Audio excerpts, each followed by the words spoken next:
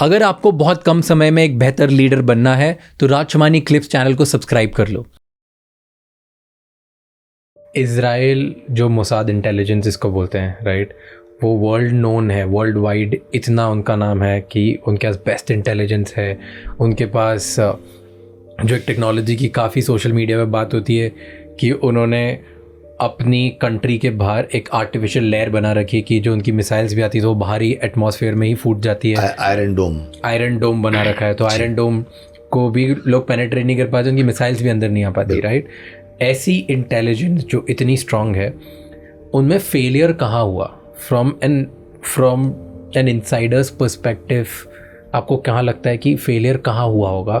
कैसे कोई हमास जो एक बहुत छोटी सी टेररिस्ट ऑर्गेनाइजेशन है, या I don't want to use terrorist organisation yet, but जो भी हमास को जैसे भी लोग बुलाते हैं, टेररिस्ट ऑर्गेनाइजेशन है, इट्स अ टेररिस्ट ऑर्गेनाइजेशन, तो परफेक्ट। सो हमास जो एक टेररिस्ट ऑर्गेनाइजेशन है, उन्होंने ये ब्रेक कैसे किया? तो मतलब उनके पास ज़्यादा क्या था ऐसा? Is it intelligence failure, is it technology failure, is it muscle power failure, क्या हुआ? ये एक सिंपल आंसर देना और सिंप्लीफिकेशन होगा। हुआ ये है, पहली बात तो इजराइल को सबसे ज्यादा खतरा नॉर्थ से था। वो लेबनान से, जहां से हिजबुल्ला ऑपरेट करता है, वो हिजबुल्ला से खतरा था इजराइल को। तो इनका फोकस जो है ज्यादा नॉर्थ की तरफ था। इन्होंने कभी सोचा नहीं था कि साउथ से हमें खतरा आएगा। हमास टेररिस्ट ऑर्गेनाइजेशन जरूर है, कुछ एक टेररिस्ट एक्ट करता है, लेकिन जब उन्होंने टेररिज्म वाले एक्ट किए हैं तो इजराइल से उनको मुंह की खानी भी पड़ी है, बहुत नुकसान उठाया उन्होंने, क्योंकि वो गाजा पट्टी तीनों तरफ से इजराइल से घिरी हुई है, वो उनके शिकंजे में है। उनको बिजली, पानी इजराइल देता है। उनके पास क्या चीज़ अंदर जाएगी और क्या नहीं जाएगी, चाहे वो दवाई हो चाहे वो खाना हो, वो इजराइल डिसाइड करता है।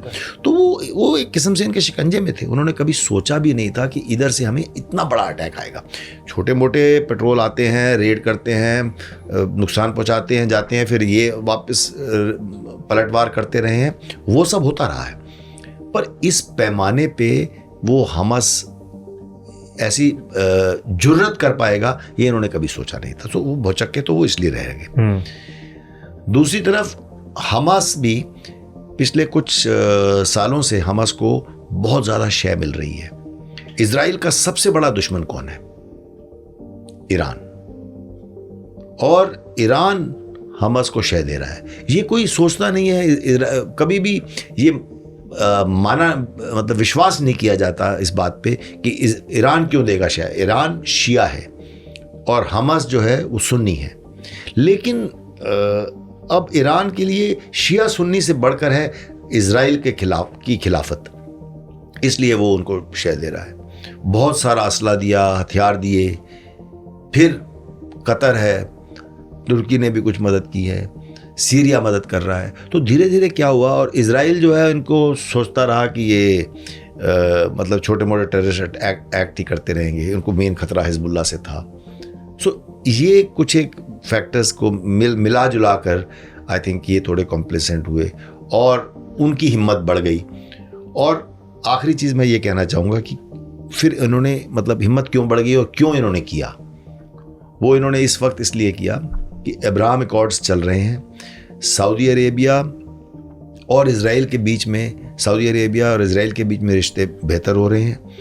यूनाइटेड अरब अमीरात और इजराइल के बीच में रिश्ते बेहतर हो रहे हैं। तो अगर अरब वर्ल्ड इजराइल के साथ मिल जाएगी तो फिर हमास को लगता है कि हमारा महत्व तो और कम होता जाएगा। फिर अगर ये लोग दोस्त बन गए आपस में तो फिर हमें कौन सपोर्ट करेगा? उधर सऊदी अरेबिया ईरान के साथ भी दोस्ती बढ़ा रहा है। तो ये सब चीज़ें अगर यहाँ पे रिलेशन स्मूथ हुए तो उनके हित में नहीं है, ये सोच के उन्होंने फिर ये कदम उठाया होगा। Okay, so here's a question on this कि ऐसे एक छोटी ऑर्गेनाइजेशन इतना बड़ा अटैक कर देती है, तो इससे हमें क्या लेसन सीखना चाहिए और हम कैसे प्रिपेयर्ड हो सकते हैं? क्योंकि अभी मैं कल पढ़ रहा था, बिकॉज मेरे लिए सबसे इम्पॉर्टेंट होता है जब भी वर्ल्ड वाइड कुछ भी वॉर होता है, मैं एज एन इंडियन सिटीजन मैं सबसे पहले ये पढ़ता हूँ कि इंडिया को क्या होगा, इंडिया को कुछ गलत होगा क्या। तो वन ऑफ द बिगेस्ट चीज़ जो आ रही थी कि इंडिया का हम लोग एक कॉरिडोर बना रहे थे जो मिडिल ईस्ट और यूरोप को कनेक्ट करने के लिए, India to Middle East and Europe करके जो कॉरिडोर बनाते हैं, तो उस कॉरिडोर में बीच में हमको इनकी ज़रूरत पड़ती, यहाँ से निकलने की ज़रूरत पड़ती, और वो कॉरिडोर अब रुक जाएगा फॉर द टाइम बीइंग। और वो हमारा जो सपना है कि एक पूरे हम इसको हम लोग एक रोडवेज़ या ट्रेन लाइन से जो कनेक्ट करेंगे वो कनेक्ट नहीं कर पाएंगे, राइट। सो इंडिया को ये थोड़ा सा है जो ड्रॉबैक होगा फॉर अ टाइम बीइंग, उसकी कॉन्वर्जेशन रुक जाएगी कि इंडिया से आप यूरोप कनेक्ट कैसे करोगे। तो मैं ये चीज़ पढ़ रहा था कि from the trade point of view तो इंडिया को ये ड्रॉबैक होगा। इसके अलावा आपको लगता है कोई और ड्रॉबैक होगा, और अगर नहीं होगा तो direct answer the first question कि क्या लेसन सीखने चाहिए हमें।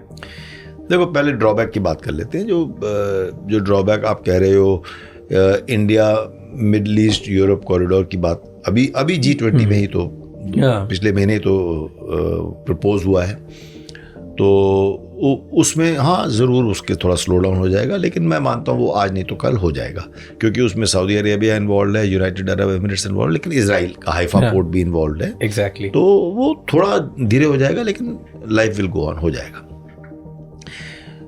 इससे मिडल ईस्ट टर्मोइल में आएगा, ऑयल प्राइसेस बढ़ेंगे, वो पूरे विश्व को इफेक्ट करेगा, इंडिया को भी इफेक्ट करेगा।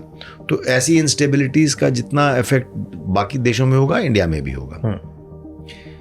जो पहली बात आपने पूछी वो ज़्यादा मायने रखती है कि हमें लेसन्स क्या लेने चाहिए। हमारे जम्मू कश्मीर में जो उग्रवादी हैं, टेररिस्ट ऑर्गेनाइजेशंस हैं, या उनके ISI हैंडलर्स हैं जो ISI है या सेपरेटिस्ट हैं, इन सब ने पैलेस्टीन की इंतिफादा हुई थी, सेकेंड इंतिफादा 2005-06 में जब शुरू हुई था, उसमें उन्होंने पथराव करना शुरू किया था, स्टोन पेल्टिंग। और हमने J&K में, हमारे J&K की जो ऑर्गेनाइजेशंस हैं, उन्होंने इनसे सीख ली थी, और 2009, 10, 11 से पथराव शुरू हो गया था जम्मू कश्मीर में। और पथराव जब मैं कोर कमांडर था बहुत अपनी चरम सीमा तक पहुंच गया था। जब हमने बुरहान वानी को 2016 में मारा, जो उनका HM का लीडर था, तो वैली बर्न फॉर 4 months, पूरी आग लगी वहाँ पर। यानी रोज़ पथराव होते थे, टीयर गैस शेल चलते थे, कैजुअलिटीज़ होती थी, बहुत कुछ हुआ उन दिनों में, लेकिन सारा कुछ पथराव पे था, क्योंकि पथराव को वेस्टर्न वर्ल्ड मानती है कि ये अनार्म्ड स्ट्रगल है। अच्छा। अनार्म्ड ज़रूर है क्योंकि हथियार नहीं है, पत्थर है, लेकिन इट इज़ विशियसली वायलेंट। लेकिन अहिंसा नहीं है, वायलेंट है। हमने कितने नुकसान उठाया, इसमें आर्मी ज़्यादा आगे नहीं आती, CRPF और पुलिस आती है। खैर, तो ये इन्होंने लेसन लिया था पैलेस्टीन से। अब जब पाकिस्तान इतने लो पॉइंट पे है, इकोनॉमिकली लो है, पॉलिटिकली लो है, डिप्लोमेटिकली लो है, उसकी गुडविल विद अदर कंट्रीज़ जो है बहुत कम है, तो जब पाकिस्तान इतने लो पॉइंट पे है, तो हो सकता है कि पाकिस्तान इससे ये सीख ले कि हम भी कुछ ऐसा अटैक करें। जैसे मैंने आपको कहा कि हमास ने ये किया क्योंकि ये इन सब की दोस्ती हो जाएगी, तो फिर उनकी वो मार्जिनलाइज हो जाएंगे, उनकी महत्व कम हो जाएगी, महत्व कम हो जाएगा। तो अगर पाकिस्तान भी ऐसा कोई अटैक करना चाहे तो वो LOC पर कर सकते हैं, स्पेक्टेकुलर अटैक, अपनी डोमेस्टिक ऑडियंस का ध्यान बांटने के लिए। और ये पाकिस्तान कई बार करता आया है, अपनी डोमेस्टिक ऑडियंस को अटेंशन, अपनी डोमेस्टिक प्रॉब्लम से अटेंशन हटाने के लिए अपनी पॉपुलेशन का भारत के साथ युद्ध छेड़ दे। और फिर जैसे इन्होंने ज्यूज पे आके किया, क्योंकि इजराइल के जो ज्यूज हैं, उसी प्रकार अगर पाकिस्तान वो करना चाहे तो हमारी माइनॉरिटी पॉकेट्स LOC के साथ लगी हुई हैं। रजौरी पुंछ के ज़िले हैं जम्मू कश्मीर में जो बिल्कुल LOC पर हैं, मैंने वहाँ बहुत सर्विस की है, बहुत ऑपरेशंस की हैं। तो वो इलाके ऐसे हैं जहाँ पे वो कोई छोटा सा स्पेक्टेकुलर अटैक करे। इन्होंने जैसे लैंड, सी और एयर पहली बार देखा हमने कि पैरामिलिट्री पैरा मोटर, यानी कि पैराग्लाइडर जो होते हैं उसके अंदर मोटर लगा के आते, तो पैरा मोटर इस्तेमाल किए, रोड से आए, छोटी बोट से भी आए। तो ऐसे ही हम टनल्स तो ऑलरेडी देख रहे हैं, ड्रोन्स हमें इंडिया पाकिस्तान के बीच में ड्रोन्स हम ऑलरेडी देख रहे हैं। तो ये पैरामोटर और नए मतलब नए पैंतरे की सीख मिलती है पाकिस्तान को। तो हमारे को हमें क्या करना है, हमें अपना गार्ड नहीं लोअर करना है, हमें चौकस रहना है। जैसे मैं पहले किसी और संदर्भ में कह रहा था कि हम लोग कई बार सोचते हैं बस पाकिस्तान तो हमारे मुकाबले में कुछ नहीं है, हमने उग्रवाद पे भी तकरीबन कब्जा पा लिया है, काफ़ी कम हो गए हैं टेररिस्ट और टेररिस्ट अटैक्स।